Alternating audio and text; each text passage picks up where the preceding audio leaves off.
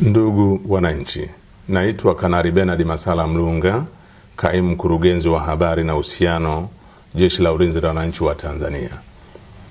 Jeshi la Ulinzi la Wananchi wa Tanzania linautaarifu umma wa Tanzania kuwa kumejitokeza baadhi ya watu wanaotumia mitandao ya kijamii kuweka maudhui yanayochochea kuliingiza jeshi katika mambo ya siasa. Aidha, baadhi ya hoja hizo zinatolewa na watu waliopo katika mazingira ya kijeshi kujinasibisha na jeshi, walioachishwa na jeshi kwa tabia na mwenendo mbaya, pamoja na kujihusisha na siasa na wanaharakati.